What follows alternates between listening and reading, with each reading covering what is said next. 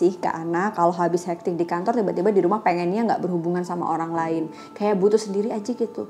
Ya nggak cuma pandemik ini, kapanpun kita tuh butuh kok untuk waktu diri sendiri. Cuma kadang-kadang kita nggak menyadari saking sibuknya sama rutinitas. Yang pasti teman-teman, me time itu nggak perlu ribet. Me time itu cukup dengan kita benar-benar merasa terkoneksi lagi sama diri kita. Well, teman-teman, aku pengen coba tanya deh perasaannya bagi sebagian teman-teman yang sekarang mungkin kerja sebagai seorang leaders, sebagai seorang atasan, atau mungkin menjabat di posisi yang strategis atau struktural. Pasti nggak mudah ya menghadapi pandemic ini. Kenapa? Karena kepanikan yang kita alami, yang kita dapatkan, yang kita rasakan sebagai individu sendiri itu belum bisa kita hadapi dengan baik. Kita diminta untuk bisa membantu tim kita menghadapi kepanikannya. Mungkin kepanikannya tidak hanya tentang kesehatan isunya, tapi juga tentang bagaimana keberlangsungan pekerjaan di tim, atau keberlangsungan profit bisnis ke depan, atau keberlangsungan terkait sama kondisi perekonomian negara kita.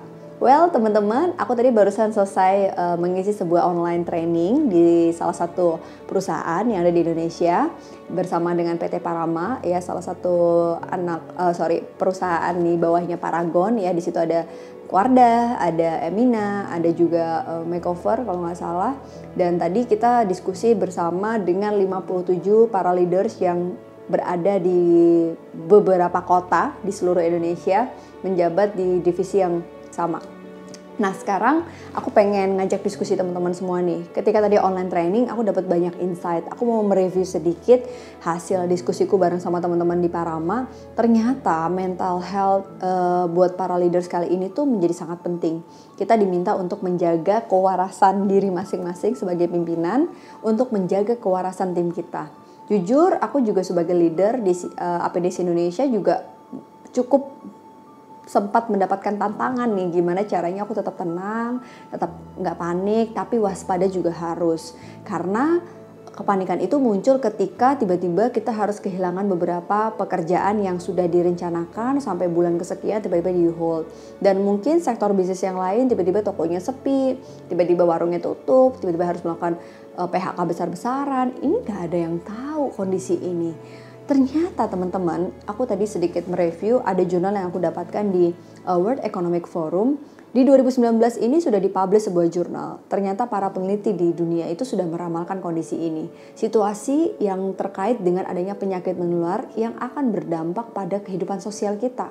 Jadi sebenarnya infectious bacteria ini gitu ya, bakteri-bakteri atau penyakit yang merupakan bakteri yang sangat berbahaya ini, itu memang bisa membuat kondisi perekonomian, terus kemudian juga muncul yang namanya food crisis, bahkan di beberapa negara yang sudah memberlakukan lockdown seperti Eropa dan Italia, India gitu ya, itu memberlakukan lockdown sampai terjadi penjarahan di mana-mana. Ternyata Indonesia sendiri masih dilihat di sini sebagai negara yang kasusnya masih terkonfirmasi. Kita belum memberlakukan lockdown karena lockdown itu bukan sesuatu yang mudah, dampaknya sangat luas.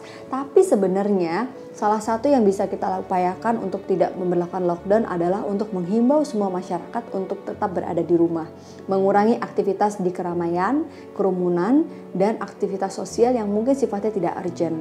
Jadi himbauan ini membuat aturan pemerintah beberapa memberlakukan namanya work from home. Ternyata work from home ini bukan hal yang mudah, di mana sebagian tantangan dari para leader sendiri untuk bisa mengatasi kondisi psikologis yang tadinya kerja di kantor tiba-tiba kerja di rumah. Kerja di kantor mah kita bisa mensupervisi nih bagaimana bawahan kita kerja, ada timeline, ada target, bisa dilihat langsung oleh atasannya. Tapi gimana kita bisa memonitor para tim kita atau karyawan kita untuk kerja dari rumah? Butuh satu mentality yang memang diperlukan, mentality yang bagus untuk bisa menjadi good followers. Aku percaya banget sih, sebelum kita membuat satu mindset punya followers yang baik, we have to be good leader dulu gitu. Kita nggak bisa minta bawahan kita jadi bawahan yang bagus kalau kita belum bisa jadi leader yang bagus. Dan sama, kita nggak bisa meminta atasan kita untuk jadi leader yang baik kalau kita masih di level follower yang nggak baik. So, leader yang baik akan punya follower yang baik. Kalau leader yang baik tidak punya follower yang baik, Ini nih sebuah penelitian yang saya temukan, 80% ketidakberhasilan leader disebabkan tidak adanya followership. Followership adalah sikap seorang follower untuk bisa mendukung atasannya mencapai sebuah tujuan. Nah, followership ini nggak mudah. Jadi sekarang coba checking dulu, Anda termasuk tipe follower yang mana? Yang mendukung atasan habis-habisan karena memang punya semangat 45 menjadi follower yang baik, atau yang cuma manut-manut aja asal bapak senang asal ibu senang, atau yang menjadi alien nih yang sebenarnya Anda tuh bisa berkontribusi lebih tapi kalian tuh nggak mau karena udah terlanjur patah hati. Atau sebagian ada yang menjadi toksik di perusahaannya yang ibaratnya cuma bisa nerima gaji tapi nggak mau berkontribusi dan nggak punya skill. Nah, sehingga teman-teman, untuk bisa jadi leader yang baik, kita coba untuk jadi follower yang baik. Aku percaya kok, mau berapapun gajinya, kalau kita nggak pernah merasa growing dan contribute, kita nggak akan bisa bertahan dalam pekerjaan itu. Dan kita nggak bisa menggantungkan growing and contribute ini berasal dari sumber eksternal atau sikap orang lain. Nah, sekarang yang kita lakukan adalah bagaimana nih teman-teman para leader untuk punya satu mindset. Never ending learning process. Itulah leadership.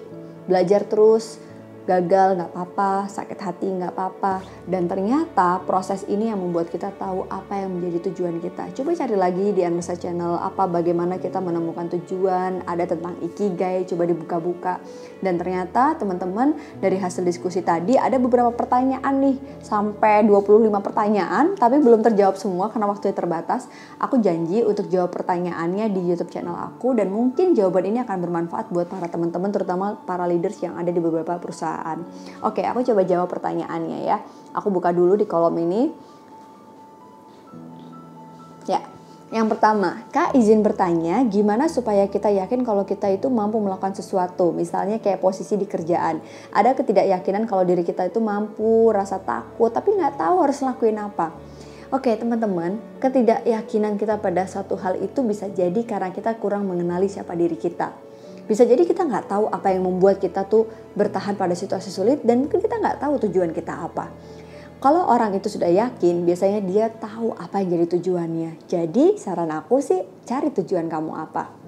Yang berikutnya, bagaimana cara membantu teman kita yang nggak tahu atau tindakan dia dipicu masa lalu atau trauma nggak mau terbuka? Apakah untuk healing harus dari diri sendiri? Mungkin kalau kamu punya level kedekatan yang lebih, kamu bisa membantu dia untuk ngajak ngobrol kenapa dia trauma dan lain sebagainya. Tapi kalau kita nggak punya power itu, ya udah, yang bisa kita lakukan adalah mensupport dia, melakukan sesuai batasannya. Dan bisa jadi kita punya tanggung jawab atas diri kita dulu, baru ke orang lain. Mungkin bisa disaranin buat datang ke psikolog yang ada di APDC Indonesia. Melalui online juga banyak. Di APDC kita juga ada counseling online. Berikutnya, karena pandemik ini rasanya tiap hari mood kita nggak stabil, normal nggak sih? Karena kalau habis hektik di kantor, tiba-tiba di rumah pengennya nggak berhubungan sama orang lain.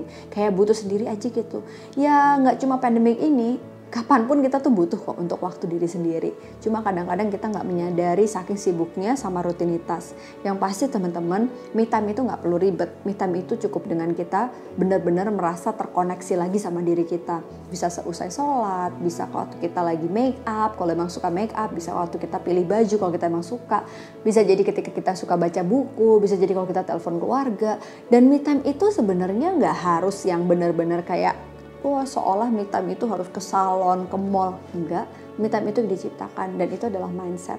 Selama kita punya satu mindset terkoneksi sama diri kita, itulah me time. Itu dia teman-teman jawaban dari semuanya. Mohon maaf kalau mungkin nggak sepanjang kalau kalian konseling langsung. Nah, kalau kalian tertarik untuk ikut konseling online, silahkan follow APDC Indonesia, Instagramnya bisa kontak di link yang ada di profile di bio. Kalau kalian pengen lakukan online training buat perusahaan teman-teman kerja, kita lagi open juga, dan kita punya banyak materi yang bisa ngedevelop skill teman-teman sebagai leaders dan juga followers. Ada banyak associate trainer dan fasilitator yang keren-keren. Langsung aja kamu bisa kontak ini APDC Indonesia, ada juga nomornya dan juga ada alamatnya. Oke teman-teman, thank you banget yang udah nonton channel ini, yang udah selalu kasih support buat kita semuanya. Dan aku tuh kayak ngerasa di tengah pandemik ini salah satu obatku adalah channel ini. Jadi thank you banget semuanya. Jadi dengan aku belajar dan membagikan apa yang aku pelajarin di channel ini, baca komen-komen kalian, dan aku ngerasa kayak banyak tambahan teman-teman yang baru menjadi subscribers yang saya channel, itu menjadi energi tersendiri.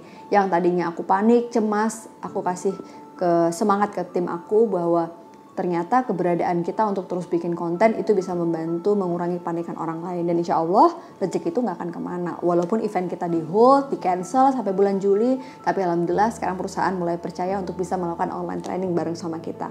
Pokoknya semangat terus teman-teman. Ingat, difficulties are the new opportunities. Jangan-jangan kesulitan kita di tengah pandemi kali ini adalah sebuah peluang baru untuk kita bisa lebih kreatif dan bisa agile dengan beberapa situasi sulit. Semangat ya. Thank you udah nonton Alsa Channel. Assalamualaikum.